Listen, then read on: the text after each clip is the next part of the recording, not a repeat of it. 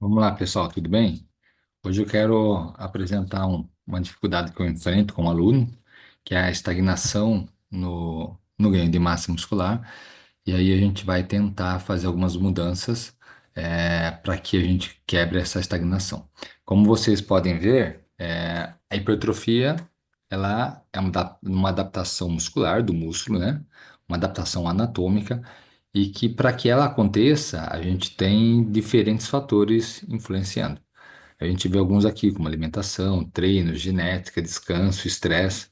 Então, tudo isso está diretamente ligado a um ganho maior de massa muscular ou um ganho menor, que a gente chama de hipertrofia. A partir de agora, eu vou trazer para vocês aqui um parecer de 2009, né, da posicionamento da American College of Sports Medicine, onde ele vai falar um pouco sobre o treinamento resistido para adultos. E aqui ele vai meio que norteando esse trabalho, tá? E aí, é claro, o profissional ao lado do seu cliente, do seu aluno, conhecendo o seu histórico, o seu nível, ele vai caminhando dentro desses nortes e aplicando o princípio da individualidade biológica para que ele continue se desenvolvendo. Então, tá, vamos lá, ó. A primeira coisa que o American College ele pede para que seja feita é que a gente converse com o aluno, com o cliente, e possa determinar o nível de treinamento dele. E aí, assim, eu não vou aprofundar muito, mas o nível de treinamento também leva em consideração diferentes aspectos, como o histórico de treinamento dele, o que ele já fez, seu histórico de treinamento dele, às vezes é em esportes, e não no treinamento de força, então isso é importante porque ele tem uma adaptação um pouco mais rápida, porém ele vai ter um nível de coordenação motora, um nível de exigência um pouco mais simples, já que ele era praticante de esporte, mas não de treinamento de força. O tempo que ele está parado, o tempo que ele pratica continuamente. Então, após eu fazer essa avaliação e conseguir pontuar se o meu atleta, se o meu cliente, ele entra como nível iniciante, intermediário ou avançado, eu já começo a ter algumas informações aqui do American College. A primeira é em relação à carga. Então, veja que para iniciante, ele coloca que eu posso trabalhar assim, né, em torno de 8 a 12 repetições. Até mesmo porque com o aumento de repetições, o aspecto coordenativo, por você repetir mais vezes aquela ação motora, vai fazer com que você tenha uma lapidação do aspecto coordenativo. Então, assim, nesse primeiro momento, eu quero que ele faça mais repetição para que ele possa, aos poucos, melhorando o padrão de movimento dele. A velocidade, ele pede que seja moderada e ele já vai apontando aí para os dois momentos aí que existem no movimento. Na verdade, existe um outro movimento que é o isométrico, que não está constando aí. Mas se a velocidade é moderada, eu tenho que a fase de, né, descida, que é a excêntrica, ela é um pouco mais duradoura, em torno de 2 segundos, do que a fase concêntrica, que é a fase de subida, tá? Então, assim, fala-se em 1 segundo para a fase concêntrica e 2 segundos para a fase excêntrica. Já em relação ao descanso, ele deixa aberto, já que o atleta não é nosso cliente, ele é iniciante, você vai ter que sentir realmente aquela pausa que você colocou para ele, ela promove uma recuperação para que ele possa fazer a próxima série.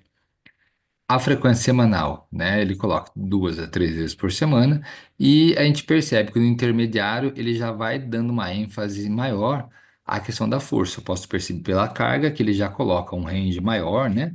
Entre 1 e 12, colocando uma ênfase aí entre 1 e 6. Justamente porque ali ele já fala, olha, intermediário, ele já tem capacidade de trabalhar com intensidades, com cargas mais elevadas. A velocidade ainda para o trabalho resistido, né, com ênfase assim, em hipertrofia, ele pede que ainda mantenha a velocidade da concêntrica, da excêntrica igual ao de iniciante. E ele já começa a sinalizar aí, já que a intensidade aumentou, um período de descanso entre 3 e 5 e aumento da frequência semanal. Já para avançado, ele também coloca de 1 a 12, a ênfase ainda é de 1 a 6, né? a velocidade das duas ações concêntricas e excêntricas se mantém. Descanso também, porém, há uma alteração no volume, né, de treino semanal, na questão da frequência semanal. E a gente vai entender mais para frente que o aumento do volume de treino seria uma das variáveis mais importantes que a gente teria que estar manipulando aí para continuar ganhando, hipertrofiando.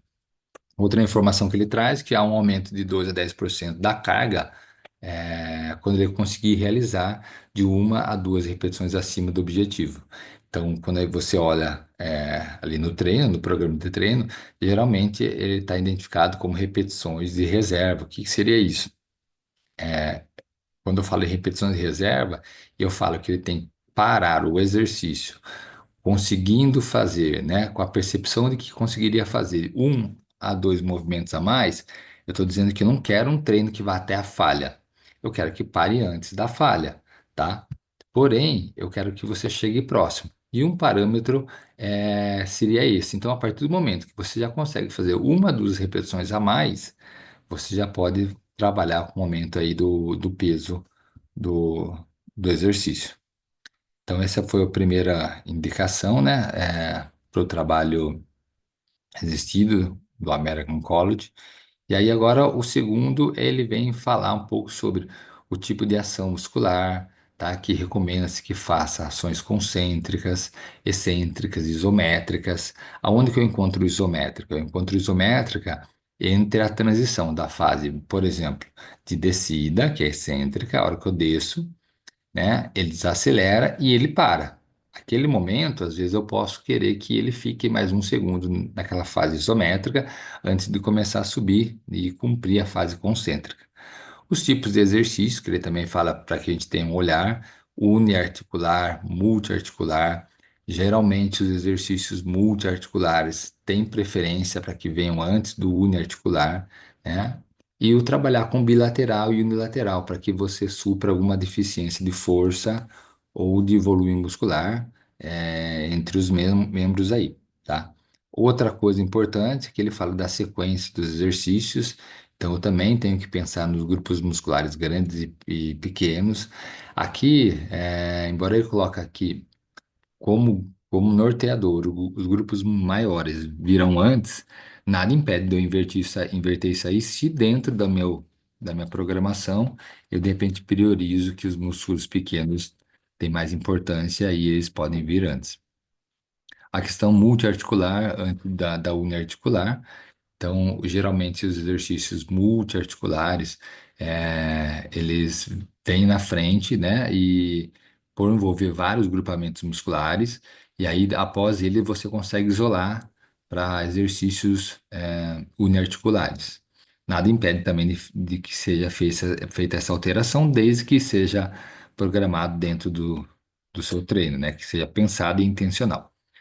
Outra coisa também é a alta intensidade antes da baixa intensidade. Então, assim, geralmente os exercícios que eu coloco com maior demanda de intensidade ou de peso, eles devem vir antes, quando a musculatura está mais descansada em relação a exercícios onde eu vou trabalhar com um volume maior e, por consequência, eu vou ter intensidades mais baixas.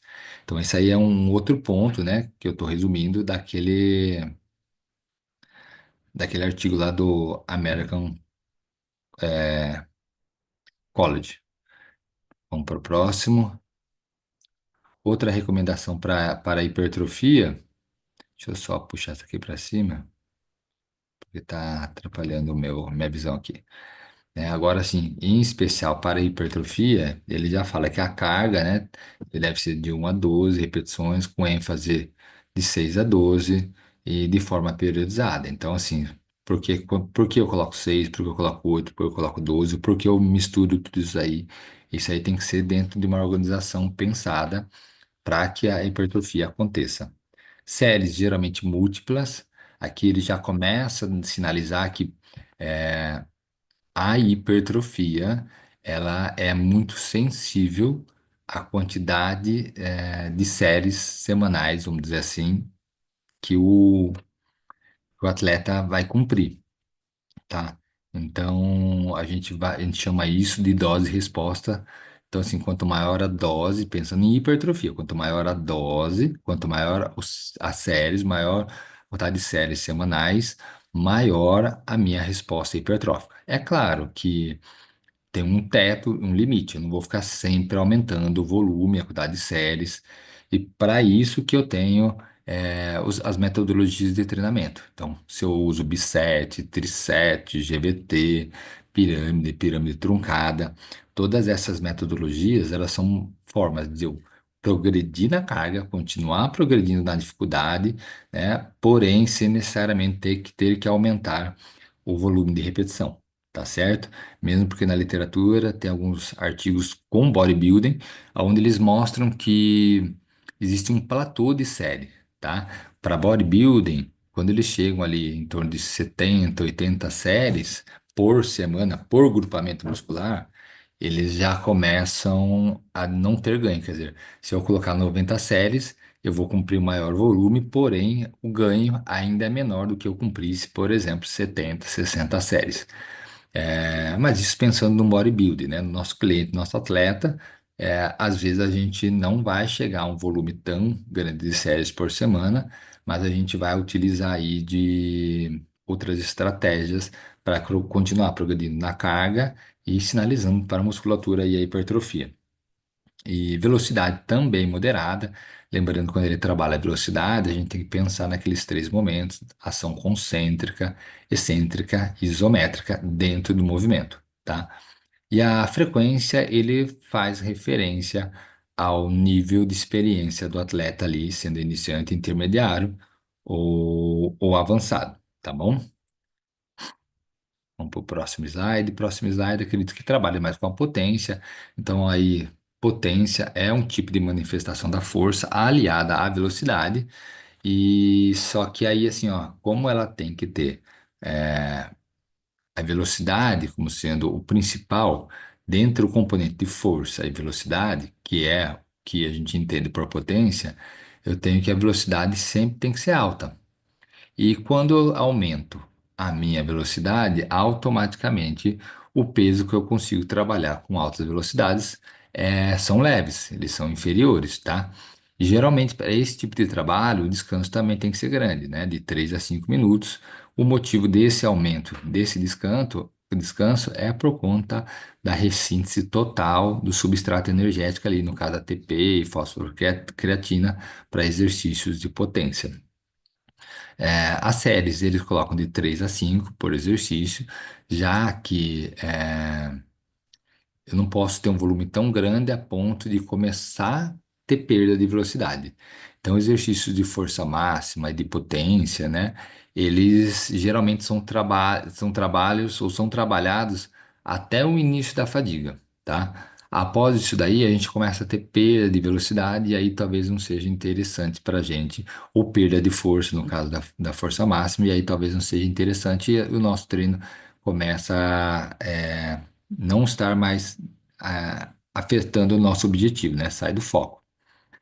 E aí, o ênfase também ele coloca exercícios multiarticulares e do corpo todo, né? Geralmente, exercícios de potência envolvem saltos, arremessos, que realmente são exercícios multiarticulares. E não daria para fugir disso aí, tá? Dá para se trabalhar de forma uniarticular, mas geralmente, como a potência é mais associada aos esportes, os esportes eles têm uma participação de diferentes grupos musculares na mesma ação motora. E aqui a resistência muscular localizada, que é aquele treino com mais repetição, né? Onde eu também tenho que ter um percentual de carga diminuído em relação à minha carga máxima, tá? É um pouco maior do que a potência, mas é inferior ao treinamento de força ali com objetivos de hipertrofia.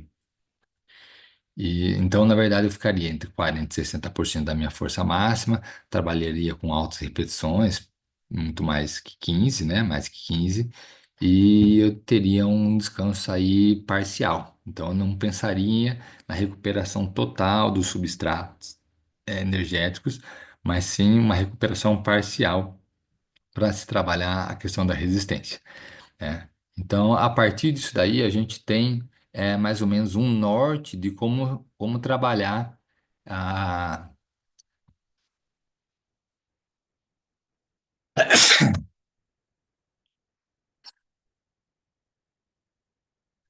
Então, a partir disso aí, a gente acaba tendo um norte de como trabalhar o treinamento resistido, seja voltado à hipertrofia, seja voltado à resistência, ou seja voltado à potência.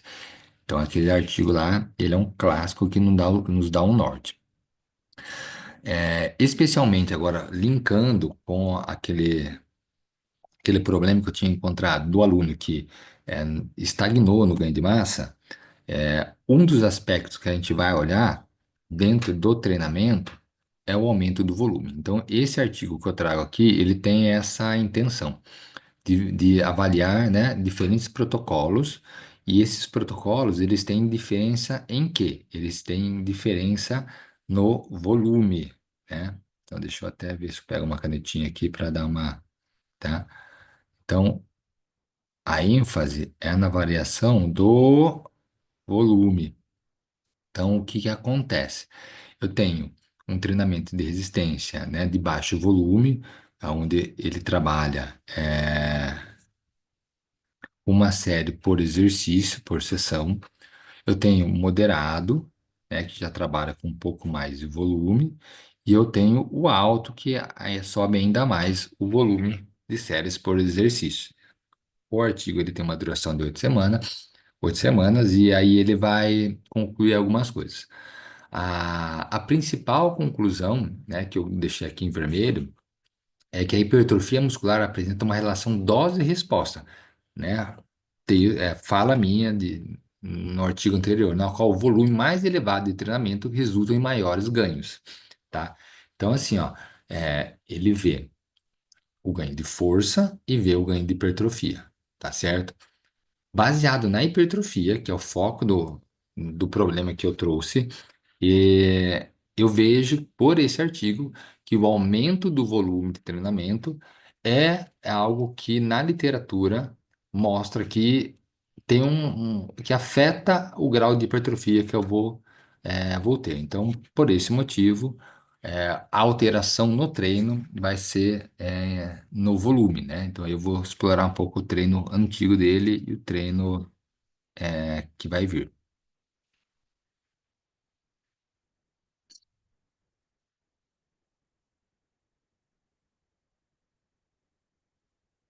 Vamos para a próxima tela, então.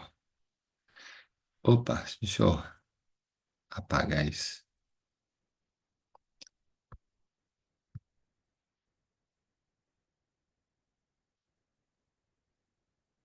O risco aqui, ver se eu apago. Isso, tá. Então, vamos lá, ó. Então, agora no próximo slide, eu vou explorar um pouco ó, a questão do treino dele. Então, vamos lá, né? O treino que ele veio, ele tinha mais ou menos essa divisão em termos de séries por grupamento muscular, tá? Era um treino com uma divisão A, B, C, D, então significa se ele treinava 4 vezes na semana, ele faria um exercício uma vez aquele grupamento muscular na semana, tá? Então, quando eu dividir em A, B e C, se ele treina 4 vezes, sei lá, segunda-feira no treino A, ele treinaria peito e tríceps, no B, costa e bíceps, e ao término da semana ele teria feito um dia só. E como a gente já viu lá nos parâmetros do Sports Medicine e no artigo apresentado anterior, que o aumento de volume é algo importante para a hipertrofia, para esse treino, o que que eu fiz de alteração? Eu acabei colocando ele para A, B e C. Por quê? Porque aí, se ele continua treinando 4 vezes na semana, ele vai treinar o A, o B, o C e ele vai voltar novamente ao A. Se eu perceber que, então assim, pro treino A, vai ter uma semana que ele vai ter um volume maior. O B e o C mantém. Na semana seguinte, né, ele vai ter o B com um aumento do volume maior. Aqui, ó, eu acabei colocando esse número para gente para tentar chamar a atenção mais ou menos assim, ó. Vamos ver se eu consigo mostrar. No treino antigo, a frequência de para cada agrupamento muscular era de uma vez por semana. Quando eu fiz a contagem da quantidade de séries por semana, peitoral deu 10, tríceps deu 9. Já nesse modelo de A, B e C, onde o treino A na primeira semana vai ser treinado duas vezes, baseado na quantidade de séries por grupamento muscular, nesse treino novo, né, que ele vai fazer de uma a duas vezes na semana, ele vai cumprir em torno de 24 séries aí, tá? Isso se ele treinar duas vezes na semana. Então, veja que o volume da semana já aumenta um pouco mais, tentando atender aquele apontamento do artigo onde o volume é importante para a hipertrofia. Se eu perceber que é, o treinamento ainda não está surtindo efeito, eu posso fazer uma outra alternativa nele, treinando quatro vezes por semana e reduzir para treino A e B, para que todos os grupos musculares treinem duas vezes e eu consiga elevar aí o volume semanal dele e automaticamente ter uma resposta hipertrófica maior. É claro, né? Quando a gente lê aquele artigo na íntegra, o anterior, ele traz que nem todo mundo responde da mesma forma ao treinamento, tá? E aí, o que ele foi mostrando? Ele foi mostrando que aumentos de volume foram o que deram mais resultados. Então, se ele treinava com um, ele for para três, às vezes o organismo também com três não surtiu efeito. Mas que quando foi por cinco, para cinco, né, séries, ele aumentou. Então, o que eu entendo é que assim, ó, cada corpo responde de uma maneira, mas todos os corpos respondem com mais volume ou menos volume à hipertrofia. Então, eu aumentar o volume passa a ser algo importante. Agora, eu achar qual o volume ideal para o meu cliente, para o meu atleta, isso é um trabalho de personalização. Então, assim, pode ser que o meu atleta, com uma série por semana, responda com um grau de hipertrofia muito grande. Então, são pessoas que geneticamente conseguem responder muito bem à hipertrofia. Outras pessoas vão responder um pouco melhor com três séries, tá? E tem outras pessoas que ainda não responderam com uma nem com três, e que eu vou terei que aumentar, e aí com cinco responde. O que o artigo dá a entender, né, que ele aponta como entendimento, é que o aumento do volume, né, para alguns menos, alguns mais, sempre surte efeito na hipertrofia, tá certo? Então, baseado nesses artigos aí, ou nesse artigo específico, a gente fez essa alteração do treinamento para ver se a gente continua é, tendo hipertrofia, tá? Então é claro que para isso a gente tem que avaliar, né? Fazer uma avaliação de composição corporal. Então, sobre os aspectos do treinamento, já que a gente viu lá no primeiro slide que a hipertrofia ela é um evento multifatorial e a gente já abordou o aspecto do treinamento, né, em especial o aumento do volume. A gente vai dar uma olhada aqui, em alguns artigos que vão apoiar um outro ponto, que seria o aspecto nutricional. Então, aqui, esse artigo aqui, ele vem trazer assim, qual é a quantidade de proteína, né, que seria realmente absorvido e serviria para a construção muscular. Então, esse artigo ele teve dois objetivos, né? O primeiro é revisar objetivamente a literatura em um esforço para determinar um limite anabólico superior para a ingestão de proteína por refeição. Então, aqui a gente tem um dado histórico, né, mostrando que para cada refeição o corpo só conseguiria absorver em torno de 20 gramas a 25 gramas de proteína e que o restante não seria absorvido. Então, a primeira coisa que ele faz é tentar ver realmente, existe esse teto de 20 ou 25 gramas? E a outra é se vamos falar assim, sobre a distribuição diária de proteína por refeição, para otimizar o acúmulo de tecido magro. né, tirar a conclusão relevante com base nos dados atuais, a fim de elucidar diretrizes para distribuição diária de proteína por refeição. Aí é que assim, será que se eu não tenho esse limite, qual que seria de repente esse limite de ingesta proteica aí que eu conseguiria assimilar e converter isso em massa muscular?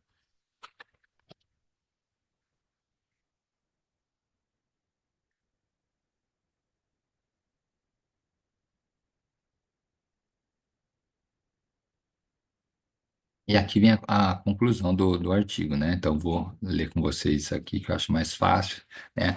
Em relação ao primeiro questionamento, recomenda-se, né, consumir 1,6 gramas de proteína por quilograma por dia para otimizar os ganhos de massas, né? Embora esse número não seja considerado um limite rígido, tá? Por quê? Porque existem alguns artigos já mostrando que, olha, quando eu suplemento de repente com 2,2, eu, além de suplementar, de aumentar de 1,6 para 2,2, eu também aumento a quantidade de síntese proteica. Porque a dúvida era o seguinte: a partir do momento que eu estabeleci 1,6 gramas de proteína para cada quilo por dia, se eu consumir mais do que isso, eu vou estar desperdiçando. Isso aí vai acabar virando gordura.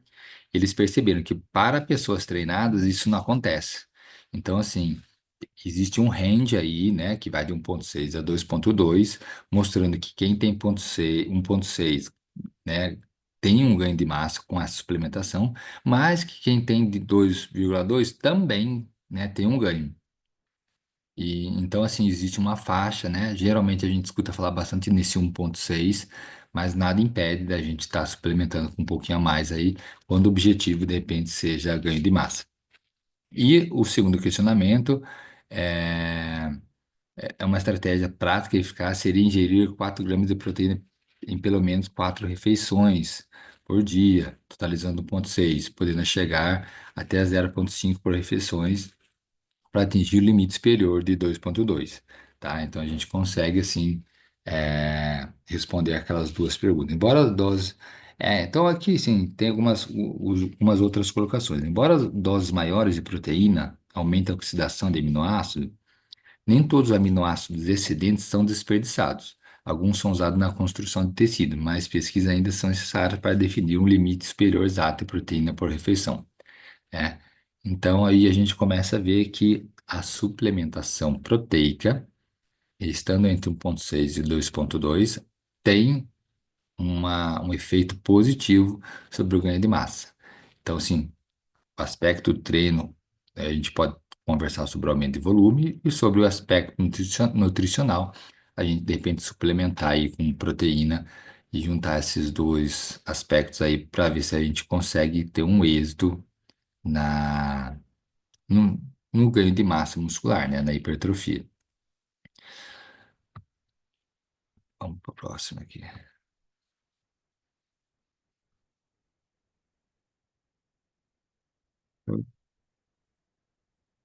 Então finaliza aí, tá?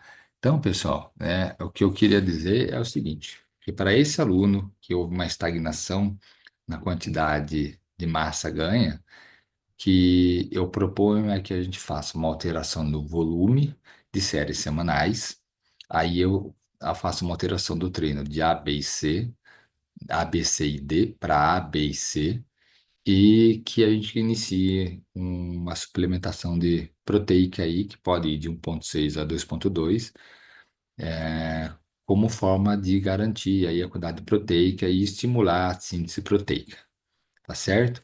Então, aí uma saída para uma situação prática encontrada. Espero poder ter conseguido me fazer entender e que a gente consiga entender que essas duas variáveis para a hipertrofia são importantes. Valeu, obrigado.